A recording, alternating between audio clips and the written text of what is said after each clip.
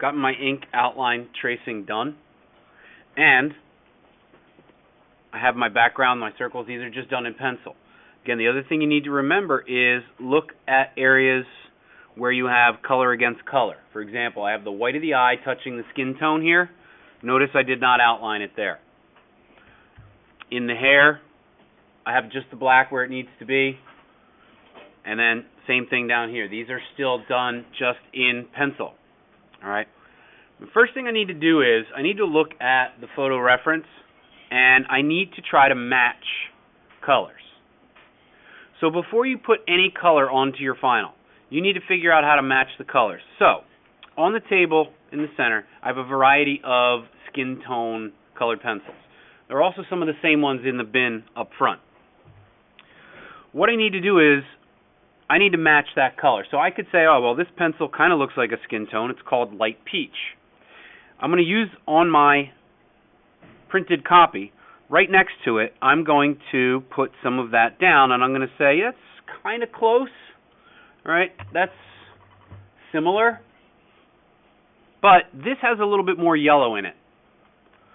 So if I take a yellow and I put some yellow down first, lightly. Okay, I'm just putting a little bit of a yellow down lightly first.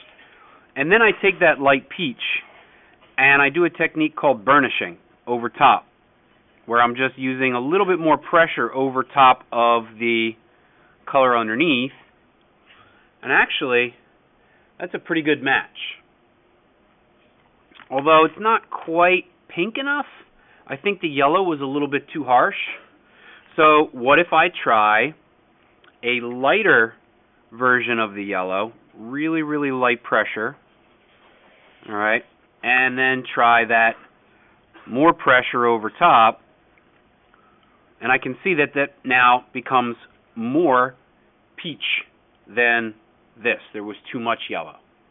All right, so I'm trying to figure out the colors before I put them down. The burnishing technique, if you notice here, when it's just overlapping colors with pressure, it creates a nice, smooth, flat color tone. So I want to actually match that same smoothness on my final.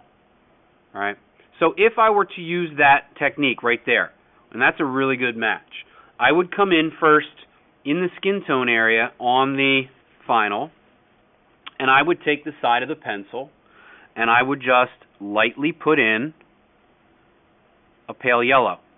All right, and when you're using the colored pencils, it's always really good to just use a small circular motion, all right, so that you don't get that linear look. And I'm just going to put that pale yellow in everywhere first. Do the whole area with the pale yellow, and then I'm going to come in and burnish over top of that with my light peach. I got to be careful up against the edge and end up matching that color there. I'm looking at it and it seems a little bit too yellow. Well, I don't know, the light peach might be too light. So I've only done this much, so that's fine. What I'm going to do is I'm going to do another test. I'm going to take this yellow here and I'm going to do the same thing. I'm going to put the yellow down and I'm going to try another peach. This is just straight peach. And I'm going to burnish with that straight peach. And that, you can see, that got really, really dark. So that's not going to work. So a lot of this is going to be trial and error. But what if I take white over top of that darker peach and try using the white to tint that color, to lighten it a little bit? When I burnish with white, so I have yellow, I have the regular peach, and now I have the white over top, I've actually got a much stronger match to that. So I'm actually going to use that technique. I'm going to put the light peach down. I'm going to put the yellow down as I was here. I'm going to use the regular peach over top. And even though I started it already here, I can go right back over with the colored pencil and get the more accurate color that I want. And then I'm going to go over it with the white to tint it a little bit and get the accurate color that I need. Okay? So obviously I'm going to need to practice around the outside of my final photo to try to match colors. this color right here, this blue color, might not exist in a colored pencil.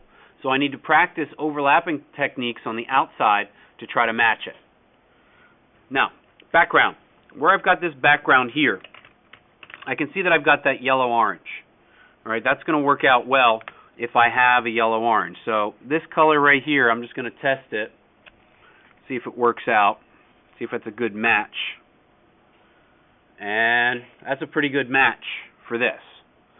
So now all I know is I'm just going to have to come in, and since I have these done in pencil, I'm going to have to carefully go around them. I'm going to have to carefully go around them with colored pencil, because if I go over them with colored pencil and I go over top of the pencil line might disappear, and I don't want that. Try it first. All right, go over the shape with the colored pencil so you have the smooth background color. If you can still see the pencil, that's fine.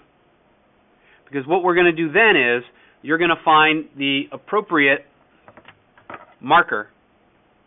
And you can see I did some tests here with marker over colored pencil to put in the polka dots. And I have different sizes depending on the size of the dots, the Ben-Day dots on yours. If I take my marker now, obviously I need to use the fine point. And I can look here and I can say, all right, does that work over top of the colored pencil? It's not working, because I have two similar colors. I have this yellow-orange here, and then I have this orange marker. Orange marker works fine on the paper, but because when I put the colored pencil down, it acts as a resist, almost like a wax coating on the paper. That doesn't allow me to, with a similar color, it doesn't allow me to add that color on top. So I'm going to have to carefully go around all of the polka dots here and then use the marker inside that to clean up any edges that I have and get that accurate representation of the background dots, whatever they may be. If you have lines that radiate out that you drew or transferred in that show separations in color, you're going to need to use a ruler up against the edge and add that color in with the colored pencil. That way you're going to get a nice clean edge of separation if you have two colors in the background, all right, that are not divided by a black line. All right, so you can just put the ruler down, for example. Put the ruler down if I have a line that goes from two different blues here. I'll do it on here. I've got a blue, let's say I've got these two blue backgrounds. I can just use the colored pencil this way, and I could do that light blue here, and that gave me that crisp line. I'm going to put the ruler, or in this case you could use a piece of paper like I did, put that up against that edge, and just come out with the other color, and I get that, let me just clean that off a little bit, I get that really sharp edge of separation between those two blues. Okay?